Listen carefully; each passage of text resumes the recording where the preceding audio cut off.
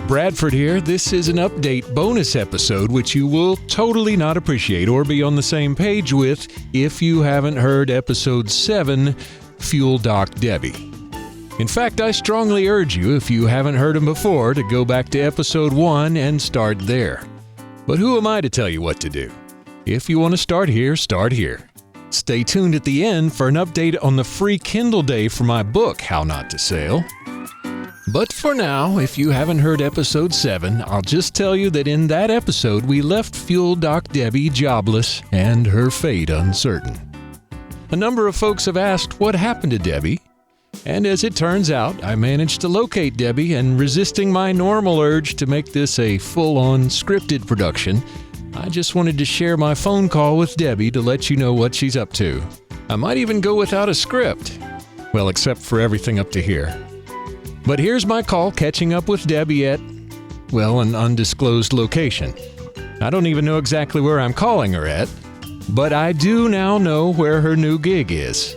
So stop in and say hi from Bradford if you get a chance. And here's my call catching up with Fuel Doc Debbie. Hey, Debbie, Bradford Rogers from How Not to Sail. How the heck are you? Hey, Bradford. I'm great. How are you? Good. Good to hear from you. You too. I'm glad I caught you, though, because a lot of our listeners were asking, what happened to Debbie? Well, sometimes you got to remember this. It's like you got to think outside your comfort zone, and sometimes you got to act outside your comfort zone to be better. So I was ready for a change, and I'm glad I did. I missed the boaters over at Marathon Marina desperately, and the employees that were there, they were awesome, and I loved them dearly. But I have a great job. I love Ferro Blanco Marina. It is wonderful. It's wonderful to work for a company that takes care of their employees. And actually today we're having an employee lunch. Really? That's awesome. I'm like, you guys are going to feed us too? This is great. And it's a beautiful spot over there. It's very nice. It's got some history behind it. So you are at a new marina then? Yes. And that's Ferro Blanco. Ferro Blanco Marina and Yacht Club. Aha. That sounds hoity-toity. It does, but it's not. Everybody's just comfortable and laid back and easygoing. It's just amazing. It's amazing. But I'll tell you, when you make that move, when you jump out of that comfort zone into pounding pavement, it's like all of a sudden you have to get out there and sell yourself again, and that's a tough thing to do when you're old. I hear you there. But I'm really happy. I'm enjoying it. It's a great job. Good gig. I'm happy. Okay, and happy.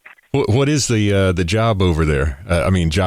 Same job title? I'm basically doing the same thing. I work on the fuel dock, and we also run the marina. The marina's run from the fuel dock, which is in an old lighthouse. And the lighthouse is just amazing. It is. I think it was built in the 1950s. And it's pretty interesting, too, because I have more boaters stop in there and just stand there and stare at it. And then they've got stories. They're like, we used to sleep in that thing. We rented a room in there. And it's like, really? Wow. It's different to be on the bay side compared to the ocean. Right. On the ocean side, the east wind, was always perfect. We were protected. And then the west wind was the one that really shook the boats up. And over here, it's like we had some blows a couple of weeks ago that just, I'm like, this is the bay side? This is like 3-foot swells out here. Is that in a norther, I guess? Yes. Uh-huh. Yeah. Okay. But right now, it is just beautiful here in Paradise, 85 degrees, a light breeze. A little bit of humidity, but that's okay. How skinny is the water for sailboats getting in there? It runs about 5.5 to 6 feet, so it's not ideal for sailboats. Anything over 5 foot, 5.5, wouldn't recommend it at all. So I'm 5'2". I'm 5'2" also. Oh, sorry. I should say I'm 6'2", and JC Sails is 5'2". I gotcha. Yeah, 5'2", you could get in there. Yeah. Okay. JC Sails could get in there, definitely. Well, we're going to have to check that out. Actually, the north side was where Tanya and I were looking the time a few years ago that we ended up at Marathon and met you. We were getting our asses handed to us in the bay. Yeah, that's right. We did not raise anybody on the radio on the north side, so I think I looked in the phone and found where you were at and called there, and the rest is history. Isn't that fun? That's the cool thing about my job, is that I get to meet so many amazing people, and every day somebody pops in over there to say hello, and that's what it's all about. That's awesome. I'm still living the dream in paradise. So. Yeah. Well, shoot, I won't keep you, but I'm tickled shitless to talk to you. Bradford, it is so good to hear your voice, and it's good to talk to you, my friend. Yeah, have an awesome day, and I'm gonna have to come out and check out the new digs at Faro Blanco. Absolutely. Thank you much. We'll see you soon. All right, we'll Bye-bye. talk to you later. Have a great day.